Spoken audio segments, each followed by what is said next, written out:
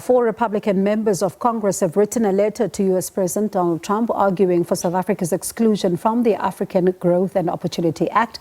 In the letter, seen by SABC News dated February 11th, the four representatives argue that South Africa was in need of what they call a reminder of what happens when American interests are marginalized, accusing Mzansi of human rights abuses, a vendetta against the state of Israel, and of embracing the Chinese Communist Party. Sherwin Bryce-Pease joins us now to talk more about this. Sherwin, what else are they saying? Well, let me tell you who it is first, Bongi, we're right. Andrew Ogles is a member of Congress from the state of Tennessee. Tom Tiffany is a member of Congress from the state of Wisconsin, Joe Wilson from South Carolina and Nebraska. And these four Republican members of the House of Representatives wrote on the 12th, or I beg your pardon, the 11th of February to President Donald Trump, talking about that this is the golden age of America that has begun, and really lauding the president with the initiatives that he's undertaken since being sworn into office during his inauguration on the 20th. And then they really hone in on South Africa, Bongi, where they say, the Republic of South Africa is in apparent need of a reminder of what happens when American interests are marginalized due to its numerous, quote, human rights abuses, its vendetta against the state of Israel, and its embrace of the Chinese Communist Party. We urge you to revoke South Africa's preference benefits under the African Growth and Opportunity Act. We would also suggest that you consider suspending diplomatic ties until that government is prepared to engage constructively with our own. Look, we understand that the South Africans have been working very hard to establish and reopen communication channels here at various levels of government. I know South Africa's ambassador, Ibrahim Rasool, the Minister of International Relations, Ronald Lamola, and many other levels have been seeking engagement with the Trump administration. But so far, that has been very complicated. But let's get back to the letter. They also refer here to the, quote, ethno-nationalist gangster regime in Pretoria, working to be the undisputed successor to Mao's destructive land reform policies. It has for years attempted to expropriate land from native South Africans without compensation. Of course, that is not accurate. And it goes on to say the South African government has failed to demonstrate a consistent fidelity to the rule of law. And it's that infidelity, quote, to the rule of law that would, in their view, bar South Africa from its re-emergence within the AGOA fold. Pretoria's continued insistence on undermining America's security and foreign policy interests are similarly disqualifying under the eligibility requirements.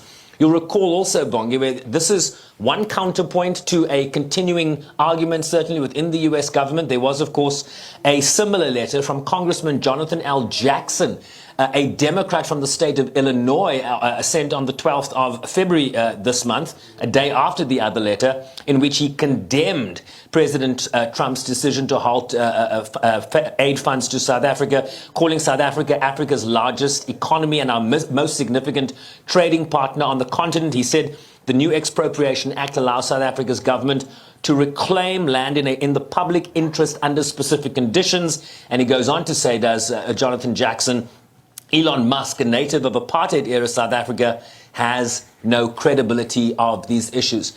That, I think, if you just take a step back, Bongiwe, gives you an understanding of the counter pressures here, the counter influence campaigns that are underway, depending on which side of this issue you fall on. And this also, I think, speaks to continued engagement that is ongoing, certainly from South Africa, led by South Africa's ambassador in Washington. But as I mentioned earlier, very, very difficult for them to get a hearing from officials within the Trump administration at this time. And Sherwin, I want to stay with what Congressman Jackson is saying, right? He says in his letter, South Africa's independent stance on the Israel-Palestine conflict may not align with some U.S. allies, but selectively punishing South Africa while ignoring other nations with similar position is blatant hypocrisy. Yeah, blatant hypocrisy, and he goes on in that letter to say, with global crises such as war, pandemics, and climate change, our focus should be on building partnerships and solving real problems, not singling out nations based on misinformation and political vendettas. And I think Congressman Jackson here, the one that is affirming South Africa's role here and condemning the Trump administration, really speaks to a broader moment that we are confronting right now. South Africa is the president of the G20. It will, in a matter of days, be hosting foreign ministers from around the world. And there will be a glaring absence in the name of Marco Rubio, who is, of course, today in Saudi Arabia engaging with Sergei Lavrov on the Ukraine peace initiative. All the other foreign ministers, including the Chinese, the Canadians, and everyone else in the G20 will be there. And we now also understand that Scott Bessent, the Treasury Secretary of the United States, will actually be in Cape Town next week for the finance ministers meeting of the G20. So it's unclear if there is a unison instruction having been given to members of cabinet within the Trump administration, one cabinet member deciding not to come, another deciding that he will be coming. So even in their disposition towards South Africa in this moment, there seems to be a little bit of confusion as to exactly what the United States needs to do here, because even the basis for which they are basing their decisions on are things that are questionable facts here in terms of accusing South Africa of expropriation with compensation, something that hasn't really happened. So that engagement needs to happen. I think South African officials at this moment, given the difficulty they've now confronted with the U.S. administration, needs to start thinking outside the box on strategy, on how are they going to get their messaging across.